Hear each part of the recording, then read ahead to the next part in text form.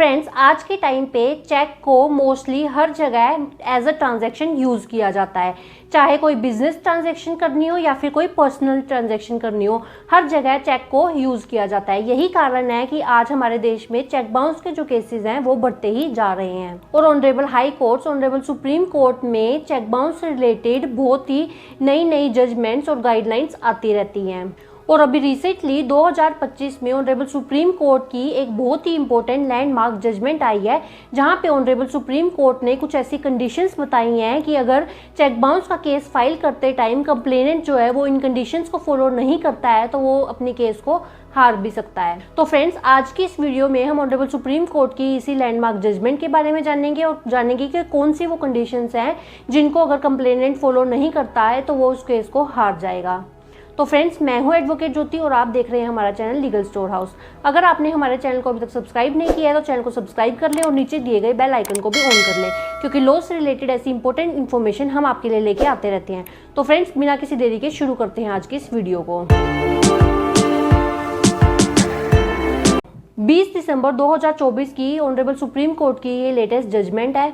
इस केस का नाम है बिजोय कुमार मोन्नी वर्सेस परेश मन्ना। तो अब हम सबसे पहले इस केस के फैक्ट्स के बारे में जान लेते हैं कि इस केस में क्या हुआ था। इस केस में जो कंप्लेनेंट है और जो अक्यूज्ड है उसके बीच में पैसों का लेन देन होता है और यहाँ पे जो कंप्लेनेंट है वो अपनी पर्सनल कैपेसिटी में पैसा जो है वो अक्यूज को दे देता है। उसके बाद वो जो अक्यूज्ड है वो उस पैसे को वापस करने के लिए चेक देता है कंप्लेनेंट को, लेकिन यहाँ पे वो जो ये चेक देता है वो अपने नाम से नहीं बल्कि कंपनी के नाम का चेक जो है वो कंप्लेनेंट को देता है।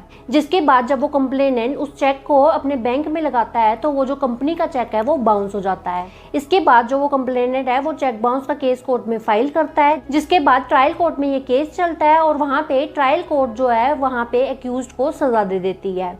लेकिन अक्यूज्ड जो है वो ट्रायल कोर्ट के इस डिसीजन से सेटिस्फाइड नहीं होता है और वो जाता है ऑनरेबल हाई कोर्ट में। लेकिन वहाँ पे हाई कोर्ट जो है वो अक्यूज्ड को एक्विट कर देता है, जिसके बाद जो वो कंप्लेनेंट है वो हाई कोर्ट के डिसीजन से सेटिस्फाइड नहीं होते हैं और वो जाते हैं ऑनरेबल सुप्रीम कोर्ट में। तो यहाँ पे ऑनरेबल सुप्रीम कोर्ट जो है वो इस पूरे केस को डीपली एनालाइज करती है और दोनों साइड के आर्गुमेंट सुनने के बाद यहाँ पे सुप्रीम कोर्ट जो है वो अपनी फाइंडिंग देती है और कहती है कि चेक बाउंस का केस फाइल करने के लिए कंप्लेनेंट को ये जो कुछ कंडीशंस हैं उनको फॉलो करना होता है और अगर कंप्लेनेंट जो है वो उन कंडीशंस को फॉलो नहीं करता है तो उसका जो चेक बाउंस का केस है वो डिसमिस हो जाएगा। तो सबसे पहली कंडीशन जो ऑनरेबल सुप्रीम कोर्ट ने बताई वो ये थी कि अक्यूज के द्वारा जो भी चेक दिया गया है वो कोई ना कोई लीगल लाइबिलिटी, लीगल डेप्थ को उतारने के लिए दिया गया हो, क्योंकि यहाँ पे जो कोर्ट्स हैं वो सिर्फ लीगल डेप्थ की रिकवरी कराते हैं। ये नहीं है कि आपने जो वो पैसा है वो किसी इलीगल काम के लिए दिया था।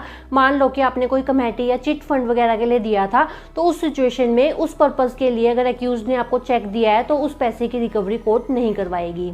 और दूसरी सबसे मेन कंडीशन है कि जो वो चेक अक्यूज ने दिया है वो उसने अपने ही अकाउंट का चेक दिया है, जिस अकाउंट को वो खुद मैनेज करता है और ऑपरेट करता है। इसके बाद जब भी अक्यूज जो है वो कंप्लेनेंट को चेक देता है तो वहाँ पे उस चेक पे जो भी डेट लिखी होती है उस चेक की 3 महीने की वैलिडिटी होती है। 3 महीने के अंदर उस चेक को लगाना होता है। अगर जो कंप्लेनेंट है वो 3 महीने के अंदर उस चेक को नहीं लगाता है तो वो जो चेक है वो बिल्कुल ही वेस्ट हो जाता है, उस चेक की कोई भी वैलिडिटी नहीं रहती है। लेकिन क्योंकि यहाँ पे इस केस में ये जो चेक बाउंस का केस है वो 2006 का केस है, तो यहाँ पे 2006 में जो चेक बाउंस का कानून था उसके अकॉर्डिंग जो चेक की वैलिडिटी है वो 6 महीने की होती थी।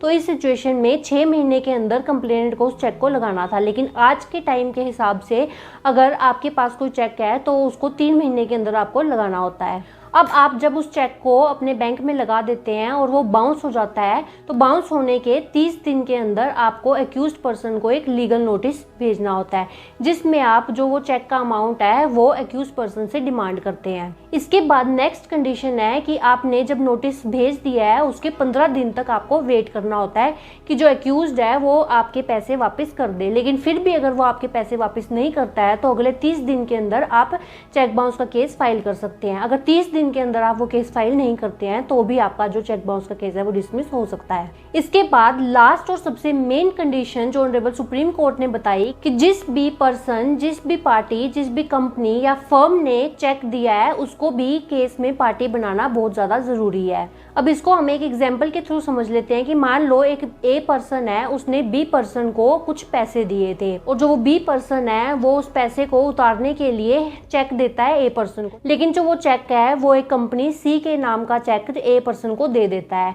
अब यहाँ पे ए जो पर्सन है उसको बी और यहाँ पे सी जो इस कंपनी का वो चेक था उसको भी पार्टी यहाँ पे केस में बनाना जरूरी है। अगर वो सी को इस केस में पार्टी नहीं बनाएगा तो उसका जो चेक बाउंस का केस है वो बिल्कुल डिसमिस हो जाएगा। तो सेम ही सिचुएशन इस केस में भी थी। इस केस में भी जो कंप्लेनेंट था उसने एक्यूज्ड को पैसे दिए थे।